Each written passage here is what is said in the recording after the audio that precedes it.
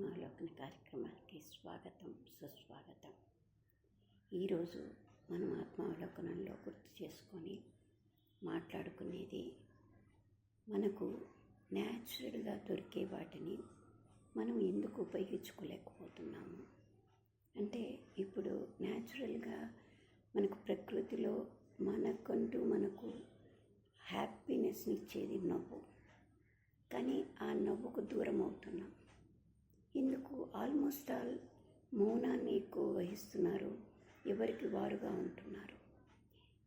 ఎందుకంటే అది మనకు మెడిసిన్ కన్నా కూడా, ఇప్పుడు బీపీ ఉంది, షుగర్ ఉంది, మాత్ర వేసుకుంటున్నాం. కానీ వాటిని కూడా కంట్రోల్ చేయగలిగిన ప్రకృతి సహజమైనటువంటిది నవ్వు. ఆ నవ్వితే మనలో మొత్తం ఉత్తేజభరితంగా మారుతుంటాం. అది ప్రకృతి మనకి ఇచ్చిన వరం. ఏంటంటే ఏ బాధ ఉన్నా ఒక్కసారి ఒక 5 నిమిషాలు నవ్వేటోటికి అన్నీ మర్చిపోయి మళ్ళీ కొంచెం నూతన ఉత్తేజంగా మారుతుంటాం. జనరల్గా అది బ్యాటరీలో మనం రీఛార్జ్ చేసుకుంటాం చూడండి. అలానే మన మనసు ఉల్లాసం కావాలి అంటే ఒక 5 నిమిషాలు నవ్విన అంటే, ఇంతకుముందు ఎప్పుడు కూడా అందరూ ఒక చోట కలవడం, నలుగురు ఏదో ఒకటి మాట్లాడుకోవడం, లేదు ఇంట్లో కుటుంబ సభ్యులు ఒక చోట కూర్చొని రకరకాల ఏవో ఒక మాటల్లో జోక్గా మాట్లాడుకొని నవ్వుకోవడం, సీరియస్గా తీసుకోకపోవడం జరుగుతుండేవి. కానీ కాలక్రమేణా అవి ఇంతకుముందు రోజుల్లో ఏమంటే ఎప్పుడు నవ్వుతూ ఉండేవాళ్ళు. ఏంటంటే 10 మంది ఉండేవాళ్ళు, అందుకని ఏదో ఒక రకంగా నవ్వుతూ ఉండేవాళ్ళు, మాట్లాడుతుండేవాళ్ళు.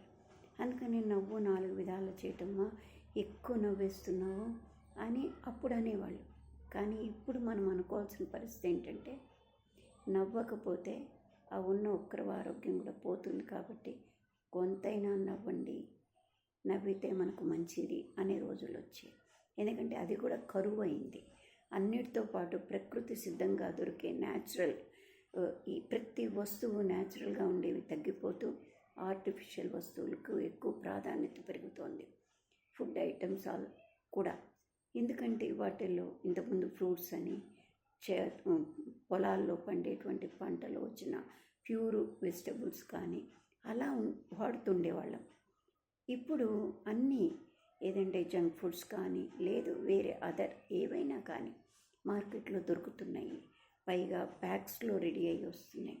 వాటికి ఎక్కువ ప్రాధాన్యత ఇస్తున్నాం. దాంట్లో ప్రిజర్వేటివ్స్ ఉంటాయి, అన్నీ ఉంటాయి. కానీ వాటికే మన అవసరం అంటే ఫాస్ట్ యుగం కాబట్టి వాడుకోవాల్సి వస్తుంది. వాటితో పాటు ఇది కూడా మనకు న్యాచురల్గా ఉన్న ఈ రిసోర్స్ని కూడా వాడుకోకుండా మనల్ని మనమే ఇబ్బంది పెట్టుకుంటున్నాం. అందుకని నవ్వు అనేది చాలా అవసరం ఈ రోజుల్లో. కాసేపు రిలాక్స్గా నవ్వగలిగితే 5 నిమిషాలు సగం ఆరోగ్యాన్ని మనం తెచ్చుకోగలిగిన వాళ్ళంతా. కానీ అది కరువు అయిపోతుంది. ఎందుకంటారా, ఎవరి లోకం వాడిది. ఉన్న ఒక టైము పిల్లలు కానీ పెద్దలు కానీ సెల్లును వాడుకుంటూ సెల్లును చూసుకుంటూ కాలం, మిగతాదంతా పని, ఎవరి వర్కులు వాళ్ళవి. తర్వాత అలసిపోవడం, ఎవరంతటి వాళ్ళు రెస్ట్ తీసుకోవడానికి దినచర్యలో భాగమైపోతూ వస్తుంది. కానీ ఇది ఎంతవరకు సమంజసం అంటారు? మనల్ని మనమే ఆలోచన చేసుకోవాలి. ఎందుకంటే ఈ రోజుల్లో తప్పకుండా ప్యూర్గా ఉండే రోజులు తగ్గిపోతున్నాయి. ఇండివిజువల్గా ఎక్కువ ఎవరి వర్కులకు వాళ్ళు ప్రాధాన్యత పెరిగిపోతోంది.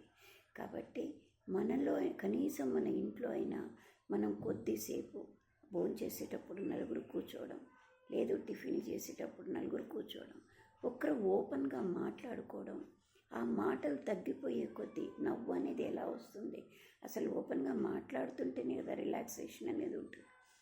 చాలామంది ఇళ్లల్లో కొంతవరకు ఇవి ఎక్కువ కనపడుతున్నాయి మనకు.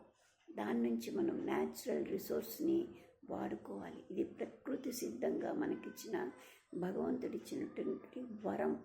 ఆ వరాల్ని, కొన్ని వరాలు మనకు తెలియకుండే సహజ సిద్ధంగా ఇచ్చాడు. అంటే మనసుతో మాట్లాడు, మనసుతో హ్యాపీగా మాట్లాడు. ఇక్కడికి కనెక్షన్ లేకుండా ఏదో మొహం మీద పులుముకొని మాట్లాడామనుకోండి, అది తృప్తినివ్వదు ఎవరికి. మనకు ఇవ్వదు, పక్కవాడికి ఇవ్వదు. ఆర్టిఫిషియల్గా ఉంటుంది. కానీ అది కాకుండా మనం మాట్లాడిన 5 నిమిషాలైనా పూర్ణంగా, పరిపూర్ణంగా, తృప్తిగా మాట్లాడగలిగితే హ్యాపీగా ఉంటుంది. అది మనం అలవాటు పరుచుకుంటే తృప్తినిస్తుంది.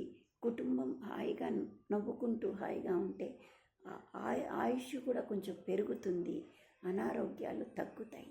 అందుకని మనం అందరం కూడా చాలా వరకు ప్రయత్నిద్దాం. ఏంటంటే ఈ ఫాస్ట్ యుగంలో మనం కేటాయించవలసిన వాటికి కేటాయించలేకపోతున్నాం. కానీ అది గమనించుకొని పాత పద్ధతుల్ని, ఇప్పుడు ఎంత అడ్వాన్స్ అయినా కూడా మనకు ఆరోగ్యాన్ని ఇచ్చేది పాత పద్ధతులే.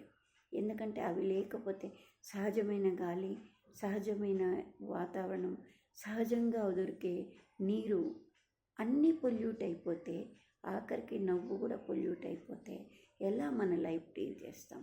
అందుకని అడ్వాన్స్ యుగంలో అడుగు పెట్టిన మనకు సహజ సిద్ధంగా ఇచ్చిన వనరులను మనం ప్యూర్గా వాడుకోవడానికి మనకు దొరికినంతట్లో అయినా మనం అలవాటు చేసుకుంటే మనం ఎవరికి వాళ్ళం కొంతవరకు దీని నుంచి మనము తప్పించుకోగలుగుతాం. మందులతోనే అన్నీ తగ్గవు. మనకుండే భగవంతుడిచ్చిన వరాలు కొన్ని ఉన్నాయి, వాటిని కూడా వినియోగించుకోవాలి. రెమెడీస్ మనమే ఎత్తుక్కోవాలి. అంటే ఎంత ఉందో అంతలోనే మనం కొద్దిగా వాటిని వినియోగించుకుంటూ పోతే కొంతవరకు మనకు హ్యాపీనెస్ని, తృప్తిని మిగుల్చుకోగలుగుతుంటాం.